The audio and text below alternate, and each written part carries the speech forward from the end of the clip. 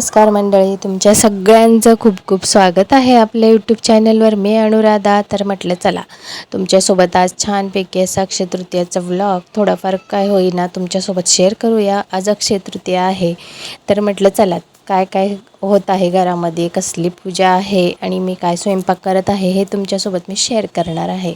तर इथे आता पुरणाची पोळी वगैरे बनवून घेते. सकाळ झाली, सगळं कामं वगैरे आवरून झालेले आहे. थोडेफार आहे ते बाकीची पालक करून घेईल. म्हटलं स्वयंपाकाची तयारी करून घेऊया, कारण दुपारपर्यंत हा नैवेद्य दाखवला जातो 12 वाजेपर्यंत, म्हणजे 12 नंतर. तोपर्यंत म्हटलं सगळं रेडी व्हायला हवं. तर म्हणून पुरणाची पोळी वगैरे सकाळीच आधी स्वयंपाक करायला घेतला होता. पुरण आधी प्रिपरेशन थोडीफार मी पहिल्या दिवशी करून ठेवलेलं होतं पुरण, त्याच्यामुळे करण्यासाठी सोपं झालं स्वयंपाक.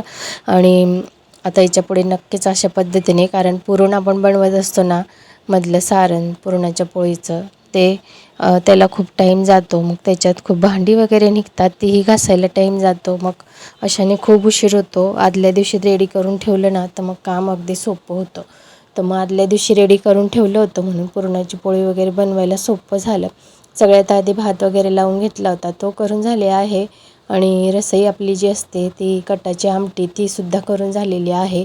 त्याच्यानंतर आता इथे पुरणाची पोळी वगैरे करायला घेतलेलं आहे. म्हणजे भात झाला, कटाची आमटी झाली, त्याच्यानंतर पुरणाची पोळी वगैरे करायला घेतलेलं आहे. मग म्हटलं चला त्याच्यानंतर मग इथे तळण वगैरे काढून घेत आहे.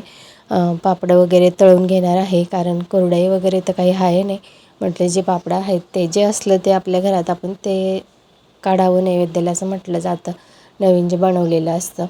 म्हणून या दिवसात आधी सामान वगैरे केला जातो. आज अक्षय तृतीयेचं छान असा आहे आणि मस्त असा आमरस बनवणार आहे. सतीशन ते स्पेशल आमरस वगैरे ते बनवून घेता. मग त्याच्यानंतर पुरणाची पोळी झाली, आता तळण वगैरे काढून घेत आहे. छानपैकी भज्यासुद्धा बनवून घेतलेल्या आहे मी. म्हणजे कसं स्टेप बाय स्टेप स्वयंपाक केला की शेवटी कोणतं यायला पाहिजे, शेवटी तळण काढायचं, म्हणजे कसं ते छान असं गरम गरम राहतं. आणि भजी कशी थोडीशी गरम गरम असली की खायलाही मजा येते. हे सगळं झालं की म्हणजे लगेच कसं नैवेद्याचे ताटं वगैरे करायला मी रेडी.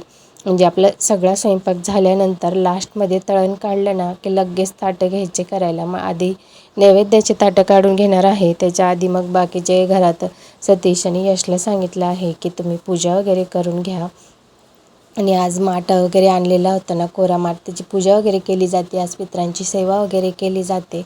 तर म्हणून मग ती करून घेतलेली आहे. 2 अशा आणून त्याला सफेद धागा वगैरे आणि जे आपलं सफेद चंदन असतं ते लावून घेतलेलं आहे. त्याच्यानंतर त्याच्यावर एक शक्करटेटी वगैरे ठेवून घेतलेली आहेत. अशा पद्धतीने पूजा वगैरे होते. तर माझ्या सासऱ्यांचे फोटो वगैरे ठेवले आहेत, ते पितरांची पूजा वगैरे केली जाते. ते सगळं त्यांनी करून घेतलेलं आहे. मी स्वयंपाकाची तयारी केली आणि नैवेद्याचं ताटं वगैरे काढून घेत आहे. देवांचा एक ताट नैवेद्याचा, त्याच्यानंतर फोटोसमोर, त्याच्यानंतर गाईचं ताट, अशा पद्धतीने सगळे नैवेद्याचे ताटं वगैरे काढून घेतलेले आहेत. आणि ते सगळं दाखवलं. फोटोची पूजा वगैरे झाली, नैवेद्य दाखवून झालेलं आहे.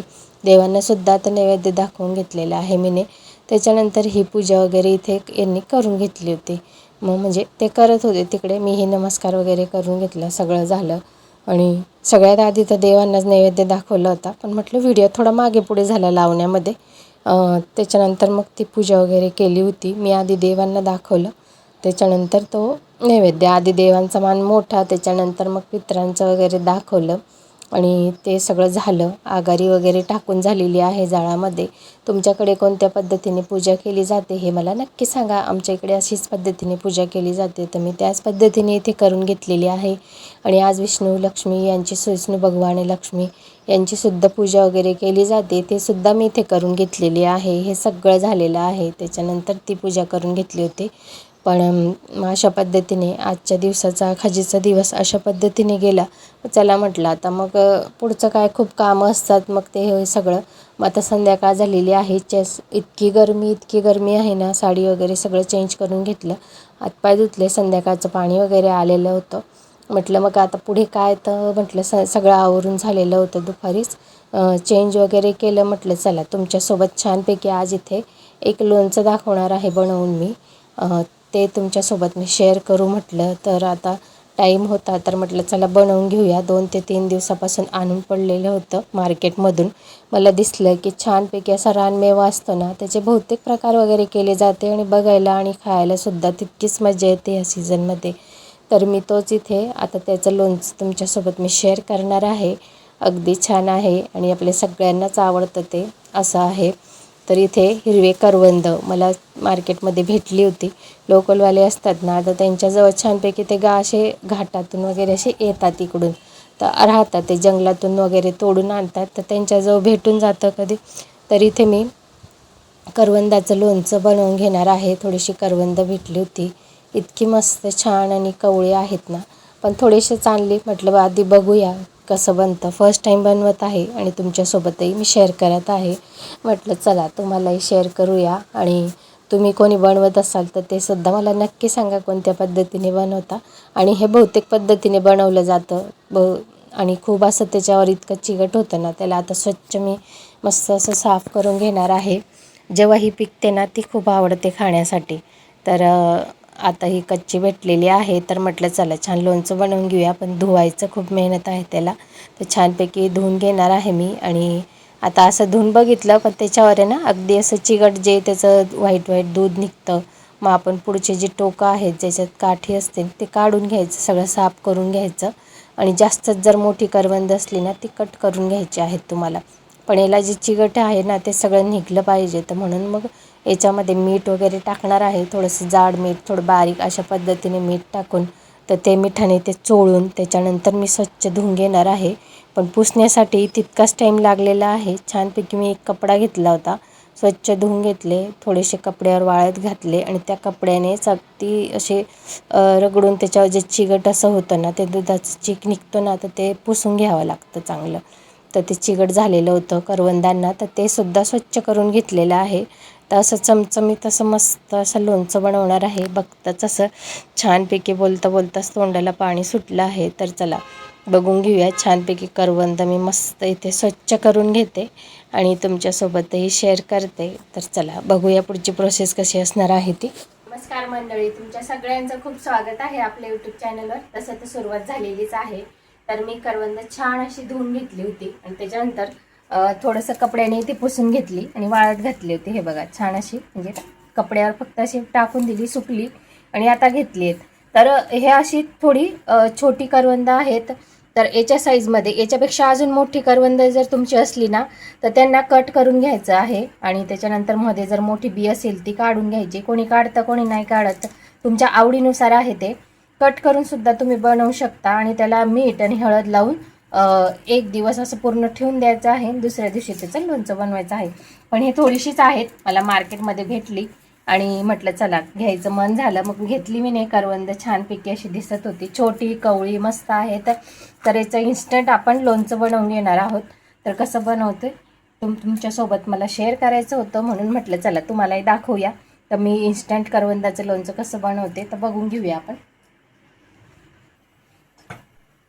इथे गॅसवर कढई ठेवून घेतलेली आहे. थोडीशी गरम झाली की आपल्याला आपण जे लोणचं बनवतो ना, प्रत्येक पद्धतीचं लोणचं असतं त्याची मेथड सगळी सेमच असते. थोडाफार इकडे तिकडे बदल असू शकतो काही वस्तूंमध्ये एखादी, पण बाकी स्टेज असतात. तर हे सगळं साहित्य मी घेऊन घेतलेलं आहे आणि काढून घेतले एका ताटामध्ये. आता गरम करताना मी तुम्हाला दाखवणारच आहे. तर सगळ्यात आधी इथे राईची डाळ असेल तर तुम्ही राईची डाळ घेऊ शकता. माझ्याकडे डाळ नव्हती म्हणून म्हटलं चला राईस घेऊया अख्खी.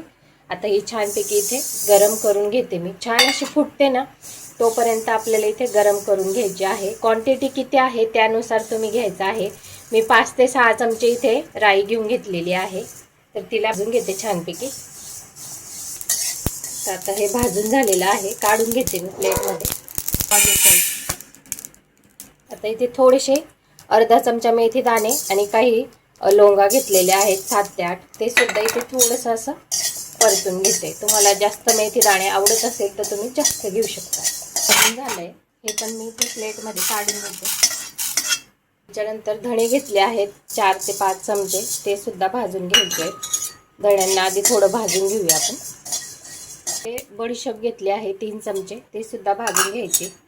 अगदी थोडं थोडं भाजून घ्यायचे आपल्याला. इथे जिरे सुद्धा घेते 2 चमचे. तर जिरं, बडीशोप आणि अख्खे धणे छानपैकी भाजून झालेलं आहे. काढून घ्यायचं ते सुद्धा. त्याचे काळे मिरे घेतले होते काही 10 ते 15 काळे मिरे असतील ते टाकून घ्यायचे. सगळ्यात आधी मी इथे जिराई भाजून घेतली. तिला थोडीशी जाडसर इथे वाटून घ्यायचं मिक्सरला. तर हे बघा जाडसर इथे वाटून घेतलेलं आहे. काढून घ्यायचं प्लेटमध्ये.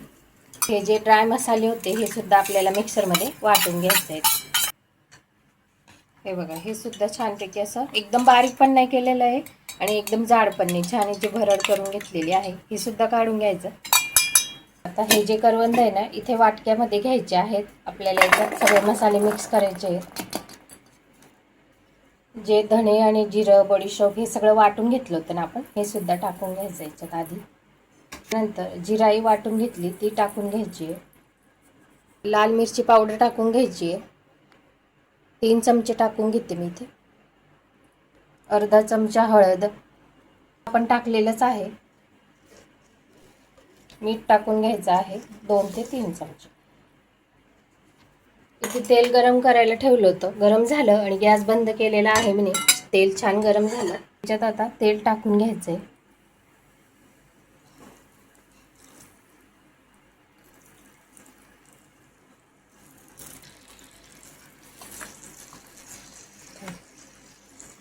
तर हे बघा इथे मिक्स करून घेतलेलं आहे. आता याला थोडा वेळ थंड करून घेऊ, मग बॉटलमध्ये भरून घ्यायचं. तर हे बघा लोणचं छानपैकी असं थंड झालेलं आहे. तर आता हे बॉटलमध्ये टाकून घ्यायचं आहे. बॉटल छान कोरडी पुसून घ्यायची, स्वच्छ धुवून घ्यायची आहे. त्याच्यानंतर त्याच्यात आपल्याला लोणचं भरून घ्यायचं आहे.